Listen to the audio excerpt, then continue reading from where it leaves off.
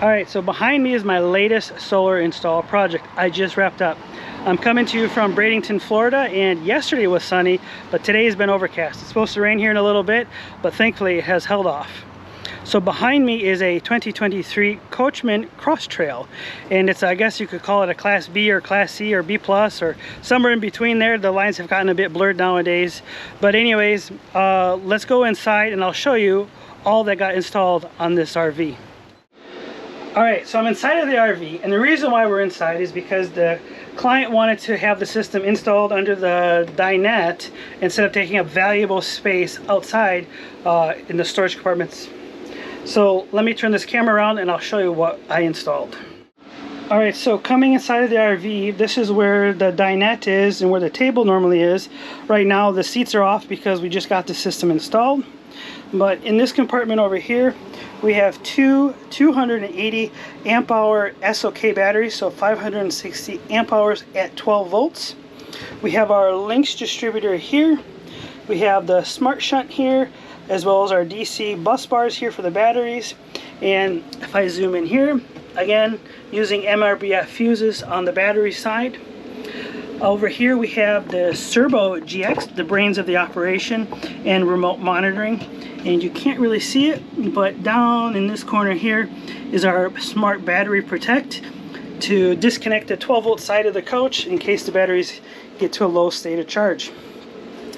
Panning over to the next bench seat is where we put the original MultiPlus. The MultiPlus 2 would not have fit in here, which is why we opted for the original MultiPlus. It's a 3000 VA 2400 watt inverter charger.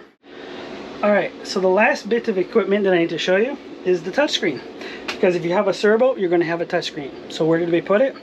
Well, nowhere to put it by the door. So the best place we put it was actually on the side of the dinette. So if I come down here, I'll show you. We're right here, right on the edge of the seat. So you can see it when you're coming in from the stairwell.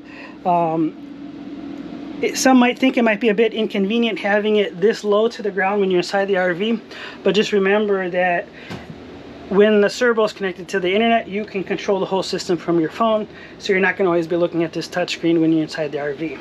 But in case you need to, you got it, it's accessible, and it's reachable. The other thing that was a little bit different of departure is if you look on the other side of the dinette, this is our battery disconnect for the system. The user preferred to have it outside facing in case for whatever reason he needed to shut down the system. Didn't have to go inside, lift up the seats, remove the table to try to get access to it. It's just right here, can be able to turn it on and turn it off right from there. So this is a small system. You didn't hear me mention anything about solar or DC charging, or even my generator auto start stop box, is because none of that got installed this time around. The customer thought he had some panels up on the roof he was going to leverage already. We were going to change out the solar charge controller, but due to a bunch of events, turns out he doesn't have panels up on the roof quite yet. So I'm working with him on planning that out for a future date, is getting some panels put up on the roof, as well as a DC to DC charger, which he didn't want originally, but now he can see the need for it or the benefit of having one. So again, working with him on trying to get a DC to DC charger installed. With being mobile, I work with my clients, spec out the job, spec out options and features that you guys have, and then the client chooses what options they have. And so I order stuff on demand for all these jobs.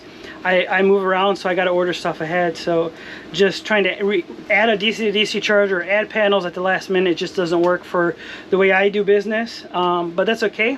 I'll follow up with him at a future date, and we'll get some panels hopefully added, as well as DC to DC charging.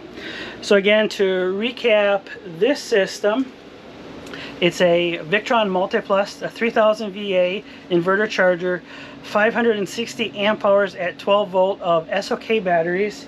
We've got the Lynx distributor, we've got our BlueSea Bus Bars, we've got our Victron Smart BatteryProtect, because we did integrate the 12 volt side of the coach into the system, and we have the Cerbo GX for that remote monitoring capability.